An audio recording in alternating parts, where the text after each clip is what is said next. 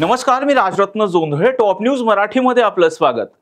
विद्येचं माहेरघर असणारं पुणे गुन्हेगारीचं माहेरघर झाले का असा प्रश्न पडण्यासारख्या अनेक घटना पुण्यात घडत आहेत.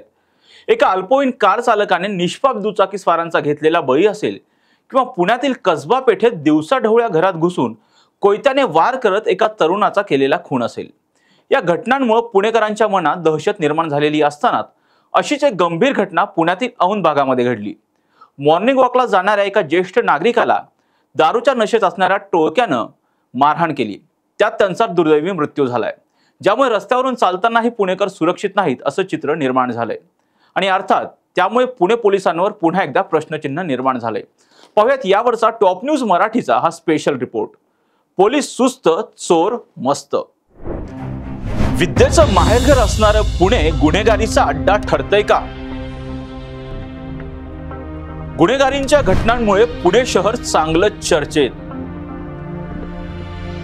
पुण्यात कोयता गँगच्या घटनेत वाढ. लॉ एंड ऑर्डर ठीक रहता तो आज मेरे डैड जिंदा रहते. मॉर्निंग वॉकला जाणाऱ्या वृद्धाला रॉडने मारहाण. दारूच्या नशेत असणाऱ्या टोळक्याने केली मारहाण. रॉडने मारहाण केल्याने वृद्धाचा मृत्यू. पुण्यातील उच्चभ्रू औंध परिसरात पहाटे घडली घटना. पुण्यात चाललंय तरी काय? It is a terrible thing to happen and I hope all किसी के पिताजी के साथ ऐसा. पोलीस सुस्त, चोर मस्त. पुण्यातील उच्चभ्रू समजल्या जाणाऱ्या औंध परिसरात मॉर्निंग वॉकसाठी निघालेल्या 3 नागरिकांना दारूच्या नशेत असलेल्या 4 ते 5 जणांच्या टोळक्यानं लोखंडी रॉडच्या साहाय्याने गंभीर मारहाण केली. या तिघांपैकी समीर रॉय चौधरी नावाचे 77 वर्षीय ज्येष्ठ नागरिक यांचा दुर्दैवी मृत्यू झालाय, तर 2 जण गंभीर जखमी झालेत. घटनास्थळावरून याचा आढावा घेतलाय आमच्या प्रतिनिधी समृद्धी जाधव यांनी. औंधच्या ज्या भागामध्ये ही अतिशय गंभीर घटना घडली त्याच भागामध्ये मी आता उभी आहे. तुम्ही जर पाहिलं तर माझ्या मागे एक टेनिस कोर्ट तुम्हाला दिसेल. याच टेनिस कोर्टच्या बाहेर असलेल्या या फुटपाथवरती ज्येष्ठ नागरिक असलेले समीर चौधरी यांना मारहाण करण्यात आली होती. म्हणजे तुम्ही जर या भागामध्ये पाहिलं तर पलीकडच्या साईडला वेस्ट एंड नावाचा एक मॉल आहे, अतिशय प्रसिद्ध मॉल आहे हा. पलीकडच्या साईडला वेस्ट एंड नावाचा एक मॉल आहे. या मॉलच्या मागच्या साईडला सायली गार्डन नावाची सोसायटी आहे. या सोसायटीमध्ये समीर चौधरी राहत होते. नेहमीप्रमाणे पहाटे 5च्या सुमारास ते घराच्या बाहेर पडले होते. घराच्या बाहेर येऊन मॉर्निंग वॉकसाठी याच फुटपाथवरून ते चालत आले आणि इथेच आल्यानंतर त्यांच्यावरती हा सगळा हल्ला घडला होता. हा सगळा हल्ला झाला या फुटपाथवरती. त्या टोळक्याने समीर चौधरी यांच्यावरती हल्ला केला. अतिशय गंभीर स्वरूपात ते जखमी झाले होते. पलीकडे जर तुम्ही पाहिलं तर त्या बाजूला आपल्याला एक रिक्षा स्टँड दिसतंय. जिथे या रिक्षा उभ्या आहेत त्याच ठिकाणी सकाळच्या सुमारास एक वृत्तपत्र विक्रेते असतात. त्यांनी ही सगळी घटना जी आहे ती पाहिली होती. गंभीर स्वरूपामध्ये जखमी झालेले समीर चौधरी याच परिसरामध्ये याच ठिकाणी पडलेले होते. त्यांनी स्वतः त्यांना उपचारासाठी शेजारच्याच रुग्णालयामध्ये दाखल केलं आणि त्यानंतर त्यांच्यावरती उपचार चालू झाले होते. 2 दिवस समीर चौधरी यांच्यावर उपचार चालू होते. मात्र दुर्दैवाने काल संध्याकाळी त्यांचा या सगळ्यामध्ये मृत्यू झाला. कारण वय सुद्धा त्यांचं जास्त होतं, ज्येष्ठ नागरिक होते आणि गंभीर स्वरूपात त्यांना मारहाण झालेली होती.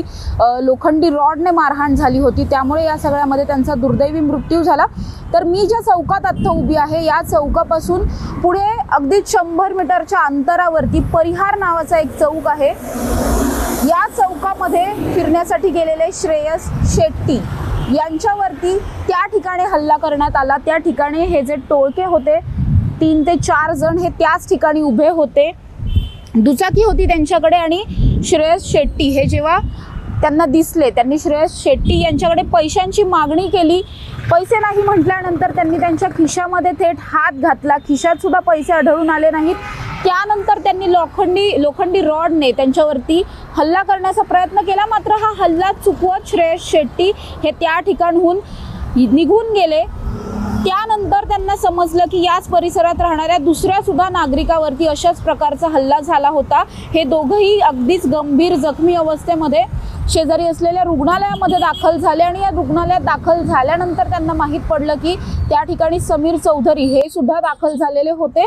ज्येष्ठ नागरिक असल्यामुळे त्यांची परिस्थिती अत्यंत गंभीर होती, त्यांची स्थिती अत्यंत गंभीर होती आणि त्यानंतर या सगळ्या घटनेला वाचा फुटली। श्रेयस शेट्टी जे स्वतः यामध्ये पीडित आहेत त्यांनी या संदर्भातली तक्रार पोलिसांकडे दाखल केली। ही तक्रार दाखल केल्यानंतर पोलिसांकडून 4 जणांना ताब्यात घेण्यात आलं होतं। या 4 जणांपैकी एक जण आहे जो 19 वर्षांचा मुलगा आहे, ज्याच्यावर अतिशय गंभीर स्वरूपाचे गुन्हे आहेत। त्याला न्यायालयाकडून सध्या 18 तारखेपर्यंतची पोलीस कोठडी सुनावण्यात आलेली आहे। त्याचबरोबर बाकीचे जे 3 आरोपी आहेत ते सगळेच अल्पवयीन आरोपी असल्याची प्राथमिक माहिती सध्या समोर येते। त्यातल्या सुद्धा एका अल्पवयीन आरोपीवरती अतिशय गंभीर स्वरूपाचे गुन्हे दाखल आहेत। हे सगळेच आरोपी त्यावेळेला मद्यप्राशन केलेले होते आणि दारू पिण्यासाठी पैसे हवेत अशा प्रकारची मागणी त्यांनी केली होती आणि त्याच उद्देशाने त्यांनी ही लूटमार जी आहे ती करण्याचा प्रयत्न केला होता। मात्र त्यांचा हा प्रयत्न पूर्ण झाला नाही, त्यामुळे त्यांनी या तिघांवरती सुद्धा हल्ला केला आणि या हल्ल्यामध्ये समीर चौधरी या ज्येष्ठ नागरिकाचा अत्यंत दुर्दैवी मृत्यू झालेला आहे। समीर चौधरी यांच्या घरच्यांशी सुद्धा आम्ही संपर्क साधला। अतिशय वाईट परिस्थिती त्यांच्या घरी आपल्याला पाहायला मिळते। काही चूक नसताना नाहक बळी या सगळ्यामध्ये त्यांचा गेला। त्यामुळे असे मध्यरात्री फिरणारे हे जे टोळके असतात, दारूच्या नशेत असतात, यांच्यावरती वचक बसणं सध्या खूप गरजेचं झालेलं आहे। पुणे पोलिसांवरती पुन्हा एकदा प्रश्नचिन्ह उपस्थित होतात। पुणे पोलीस कुठे असतात? पुणे पोलीस या सगळ्याच्या वेळेस गस्तीवर का नसतात? एखाद्या चौकामध्ये पोलीस का नसतात? असा सगळा प्रश्न या ठिकाणी उपस्थित होतोय। त्याचबरोबर या चौकात अनेक सीसीटीव्ही आहेत, सीसीटीव्ही असून सुद्धा सर्व्हेलन्स का होत नाही? केवळ सीसीटीव्ही लावले जातात गुन्हा घडल्याच्या नंतर, मग हे सीसीटीव्ही चेक केले जातात, पण ज्यावेळी अशा सगळ्या घटना घडत असतात त्यावेळी या सीसीटीव्हीच्या माध्यमातून कंट्रोल रूम मधून कुणीच का पहारा ठेवत नाही? अशा प्रकारचे सगळे प्रश्न सध्या पुणेकरांकडून उपस्थित केले जात आहेत। रोजच्या प्रमाणे मॉर्निंग वॉकसाठी बाहेर पडलेले समीर रॉय चौधरी पुन्हा घरी आलेच नाहीत। आज कायदा सुव्यवस्था असती तर माझे वडील जिवंत असते, अशा शब्दात आपलं दुःख आणि संताप समीर चौधरी यांच्या मुलाने व्यक्त केला आहे। मेरा तो लॉस इररिप्लेसेबल है, राइट? तो अगर लॉ एंड ऑर्डर ठीक रहता तो आज मेरे डैड ज़िंदा रहते। Even I would say support of the public around, awareness, ये सब भी होता तो आई थिंक आज मेरे डैड एटलीस्ट ज़िंदा तो होते, even if he was badly injured. तो इट इज़ मतलब it is a terrible thing to happen and I hope और किसी के पिताजी के साथ ऐसा ना हो। या घटनेमुळे आता औंध परिसरातील नागरिकांमध्ये भीतीचं वातावरण आहे, ज्यामुळे आता तरी पोलीस प्रशासनानं पुणेकरांच्या सुरक्षेची जबाबदारी गांभीर्याने घेणं गरजेचं आहे, असं मत आम आदमी पक्षाचे नेते विजय कुंभार यांनी टॉप न्यूज मराठीशी बोलताना व्यक्त केलंय। आणि जो काल ॲक्सिडेंट हे झालं, हल्ला वगैरे झाला, या एरियाला औंध बानेर बालेवाडी एरिया म्हणतात। स्मार्ट सिटीमध्ये हा एरिया खास निवडला होता, स्मार्ट सिटी कशी असते दाखवण्यासाठी पायलट प्रोजेक्ट म्हणून। अशा ठिकाणी तुम्हाला सगळं इन्फ्रास्ट्रक्चर उभं दिसतंय, परंतु स्मार्ट सिटी म्हणजे हे झाडं किंवा हे फुटपाथ नव्हे तर नागरिकाची सुरक्षिततासुद्धा तेवढीच महत्त्वाची आहे आणि ती जर होत नसेल तर अशा स्मार्ट होण्याला काही अर्थ नाही। एक ज्येष्ठ नागरिक सकाळी चालण्यासाठी बाहेर पडतो मॉर्निंग वॉकसाठी आणि त्याच्यावर हल्ला होतो, ते मुलं इकडे तिकडे फिरत राहतात, 3 ठिकाणी हल्ले करतात आणि तरीही कुठली यंत्रणा जागी होत नाही, त्यांना पकडत नाही, त्यांचा पाठलाग करत नाही लवकर। ही बाब सुरक्षेच्या दृष्टीने अत्यंत धोकादायक आहे। शिवाय आता हे झाल्यानंतर इथले स्थानिक नागरिक हे सगळे सुशिक्षित लोक आहेत या आसपासचे, इथले स्थानिक नागरिक सकाळी पहाटे लवकर बाहेर पडायला आता घाबरायला लागले। ती वस्तुस्थिती आहे। आता तुम्हाला ही चहलपहल दिसत असेल, एरवी 4-5 वाजता पलीकडे आणखी एक थोडा रस्ता तिकडे गेलात तर चालायला लोकांची म्हणजे बऱ्यापैकी लोक असायची, आता मात्र ते एकदम शांत झालेलं आहे। हे वातावरण बदलायचं असेल तर इथं कुठल्याही प्रकारचे हल्ले होणार नाहीत, सगळे नागरिक सुरक्षित आहेत। अशा प्रकारचं वातावरण पोलिसांना आणि पुणे महापालिकेला मिळून करावं लागेल, नाहीतर अशा स्मार्ट सिटीवर हजारो कोटी खर्च करून शेवटी नागरिक सुरक्षित राहत नसतील तर अशा स्मार्ट होण्याला नाही। कदाचित गस्तीवर एवढं राहता येणार नसलं तरी चौकात पोलीस असणं, त्याचं दिसणं किंवा असण्याची भीती असणं हा एक मोठा मुद्दा असतो, परंतु कधी तुम्हाला आत्ताही चौकामध्ये पोलीस दिसणार नाही। त्यामुळे असे जे कोणी हल्लेखोर असतात त्यांचं बळ वाढलेलं असतं. त्यामुळे पोलिसांनी गस्त तर घातलीच पाहिजे, परंतु दिवसाही चौकात पोलीस दिसले पाहिजेत.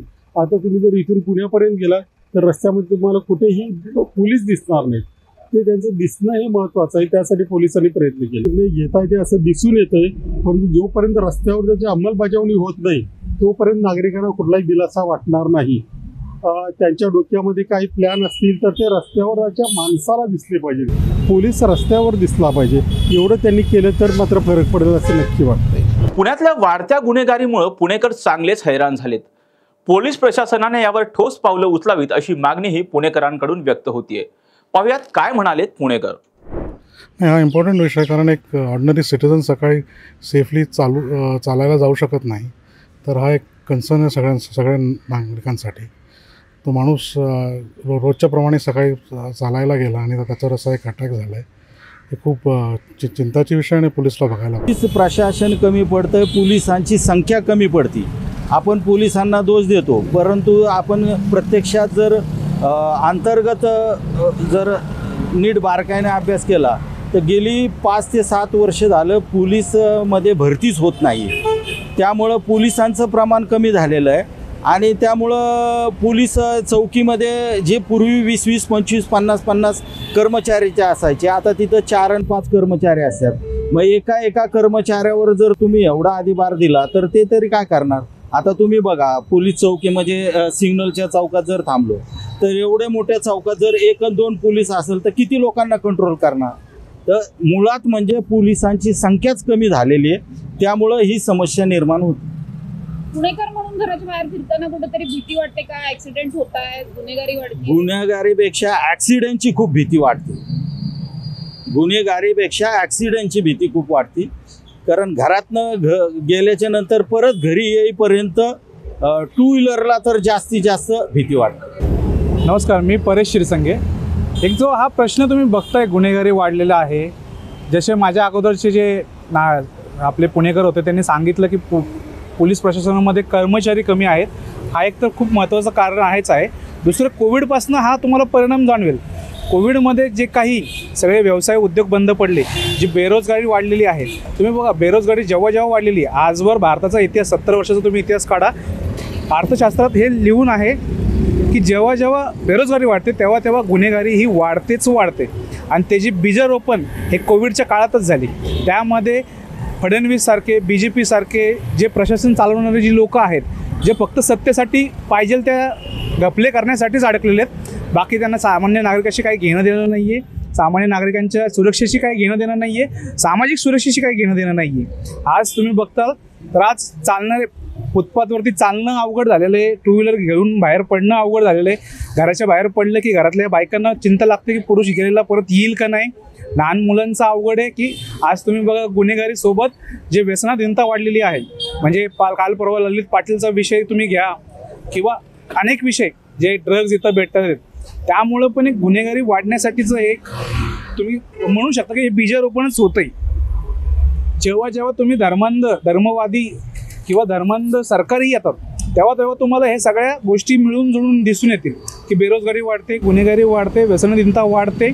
सगळ्यात जास्ती काय म्हणतो आपण, ते एक शब्द आहे बघा, म्हणजे लोकांना नशेमध्ये 24 तास ठेवून सगळे गर्दुल्य करून टाकायचे आणि त्यांच्यासाठी त्यांचे हेतू पूर्ण करून घेण्यासाठी जी एक सैन्य लागते, बधीर झालेले तरुणांची सैन्य, ती सैन्य उभं करण्याचं काम हे गेल्या कोविडपासून तुम्हाला दिसेलच की पूर्ण भारतात हे झालेलं आहे. अमितेश कुमार हे पण काही वेगळं करत नाही आहेत. पहिल्या दिवशी त्यांनी आलेल्या महिन्याभरात त्यांनी सगळ्या गुन्हेगारांची परेड काढली, पण इलेक्शनमध्ये तुम्ही लोकसभेमध्ये मला सांगा त्या परेडपैकी किती जणांना तडीपार करण्यात आलं.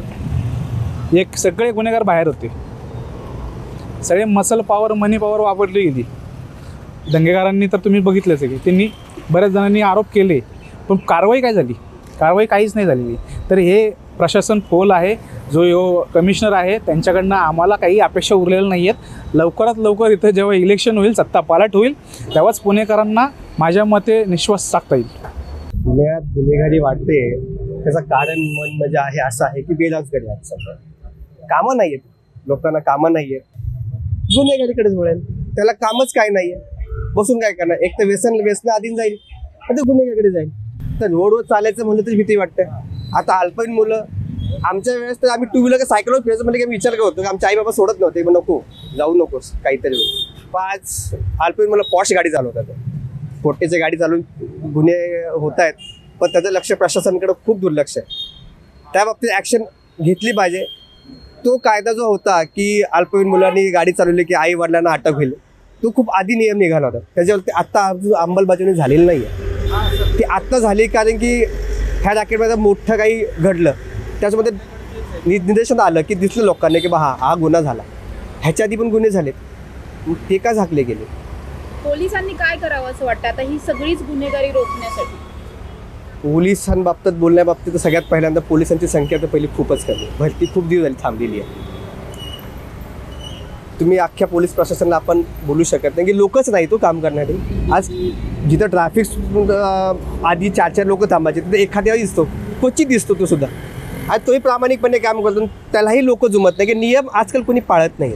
हे प्रकरण इतकं गंभीर आहे की या प्रकरणाच्या निमित्ताने अनेक प्रश्न सध्या उपस्थित झालेत.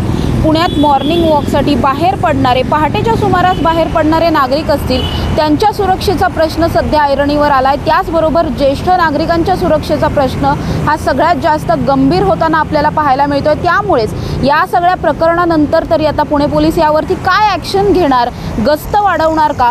दिवसभरात जे पुणे पोलीस आपल्याला रस्त्यांवरती ठिकठिकाणी पाहायला मिळतात, तसेच पोलीस आपल्याला रात्रीच्या किंवा पहाटेच्या वेळीसुद्धा पाहायला मिळणार का? हे सगळं सध्या महत्त्वाचं झालेलं आहे. आणि याच प्रश्नांची उत्तरं घेण्यासाठी जेव्हा आम्ही चतुर्शृंगी पोलीस ठाण्यामध्ये आलो होतो, ज्या पोलीस ठाण्याकडे या सगळ्या प्रकरणाचा तपास आहे, त्यावेळेस मात्र इथल्या वरिष्ठ पोलीस निरीक्षकांनी, इथल्या पोलीस निरीक्षकांनी याबाबत कोणतीही माहिती ऑन कॅमेरा द्यायला नकार दिल्याचं पाहायला मिळतंय. पुण्याहून Samruddhi Jadhav, top news Marathi. Come on guys, hurry up. अरे सुन ना, एक ब्रेक ले लेते हैं. Guys, I am telling you, तुम लोगों को सही से ट्रैकिंग नहीं आता, but that's okay, you can learn. रोज का ढक्कन देना. ये रेड वाला है, सही वाला देना. अबे ढक्कन, पहले तो सही पानी पीना.